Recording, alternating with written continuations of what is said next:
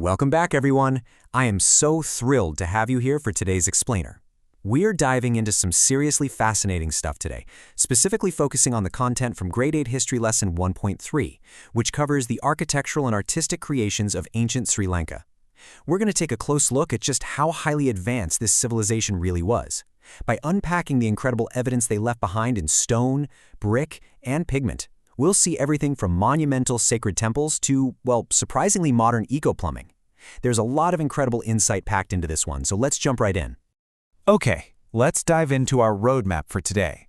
We've got 4 main stops. First, architecture of the sacred. Second, palaces, hospitals, and plumbing. Third, sculpting the divine. And finally, ancient canvas, vibrant frescoes. All right, starting things off with Section 1, Architecture of the Sacred. You know, the architects of the ancient Rajarata civilization drew a really clear, deliberate line between the sacred and the civic. On the religious side of things, you had these massive dagobas, beautiful Hindu devalas, and unique circular relic houses called chechiagaras, or wadajejes, which were entirely dedicated to worship and spiritual reflection. But then, on the secular side, you had highly practical, everyday infrastructure. We're talking king's palaces, fortresses, and hospitals. Seeing this clear distinction is absolutely crucial because it helps us understand how they balanced and prioritized both the spiritual and the practical needs of their society. A really brilliant example of their dedicated sacred architecture is the Bodhigara. These were highly specialized structures, like the famous Nilika ruins, and they were built specifically around offshoots of the sacred Sri Mahabodhi tree. The whole purpose was to protect the tree, enhance its natural beauty, and provide a dedicated, peaceful space for devotees to gather. Moving on to image houses, there's this fascinating evolution in how they were designed. The oldest style is called the Gandakuti tradition. Think of it as a brilliantly designed 2-part puzzle. The sacred statue itself was kept securely in a space called the chamber house, but attached to that was a separate pavilion. This genius layout meant that devotees could stand respectfully out in the pavilion while still getting a clear, awe-inspiring view of the statue inside. You can see great examples of this at places like Kirabath Vihara. But of course, they didn't stop there. Over time, builders totally leveled up their engineering with what's known as the Gitage tradition. In this advanced stage, just building strong walls wasn't enough. The entire building, yes, including the massive vaulted roof, was constructed entirely out of solid brick or stone. This incredibly challenging style really peaked during the Polonarawa period, especially under King Parakramabahu the Great, giving us magnificent, towering structures like the Lanka. Just take a moment to appreciate the sheer weight and majesty of the Thuparama image house in Polonarawa. Its incredibly thick walls are able to maintain total structural integrity right up to the roofline using nothing but stone and brick. It is a stunning, undeniable testament to the sheer engineering confidence they had back then. But here's the thing, they weren't just building from scratch. They were also masters at adapting the natural environment. Natural caves were transformed into monasteries for bhikkhus. How? Well, they'd carve these ingenious little drip ledges along the top of the rock face to perfectly channel rainwater away from the entrance. Eventually, these evolved into elaborate cave temples, like those at Pitarangala or Habesa, which often featured these massive, serene Buddha statues in a reclining posture. And at the exact same time, beautiful Hindu devalas were emerging, showcasing stunning bronze icons of deities like Shiva and Parvati, which really highlights the rich, diverse religious landscape of the island. Let's shift gears now to our second section. Palaces, hospitals, and plumbing. So, when it came to housing their kings, these ancient builders absolutely spared no expense.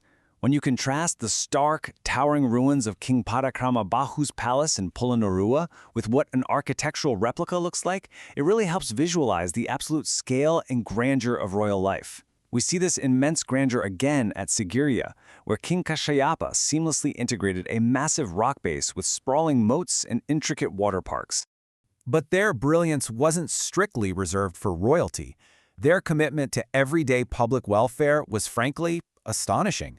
I mean, they built dedicated hospitals.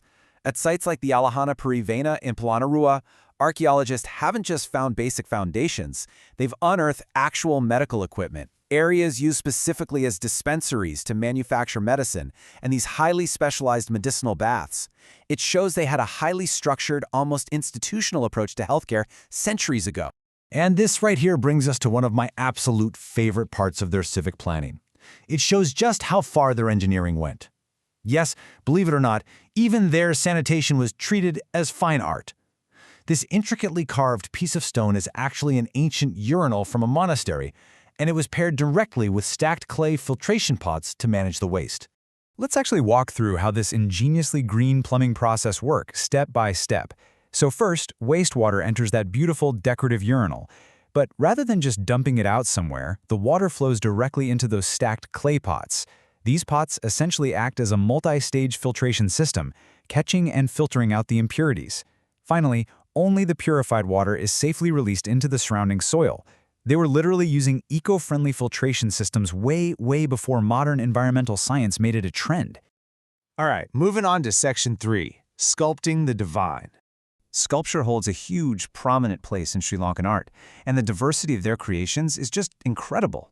You have the famous Samadhi statue in Anuradhapura, which beautifully captures the Buddha deep in meditation, or Dhyana Mudra. Then you have these towering, awe-inspiring standing statues, like the ones at Avukana and Malagalila.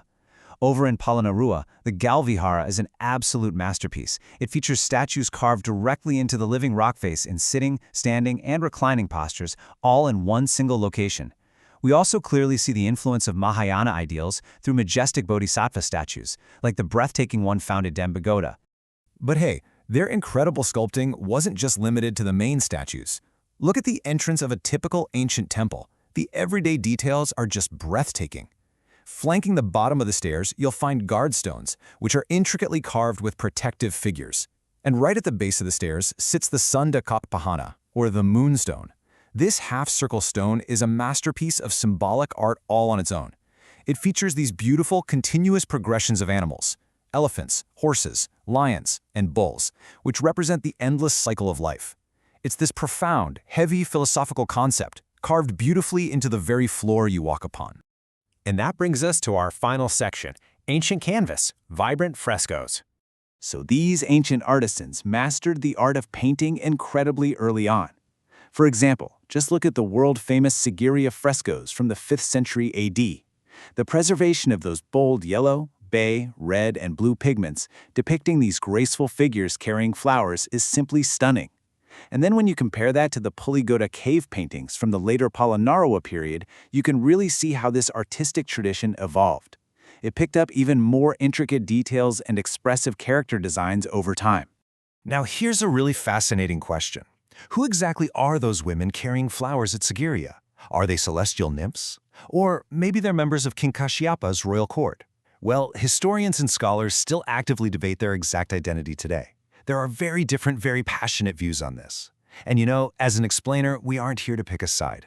We're just here to present it to you as what it truly is. One of history's great, captivating, and unsolved mysteries that makes the site so incredibly magical.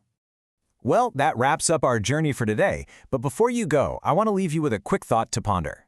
If an ancient civilization could master eco-plumbing that actively protects the groundwater, and if they could build massive, self-supporting stone roofs entirely without modern technology or heavy machinery, what overlooked lessons could their architecture teach us today in our modern world? Keep learning, keep questioning, and I will see you in the next explainer.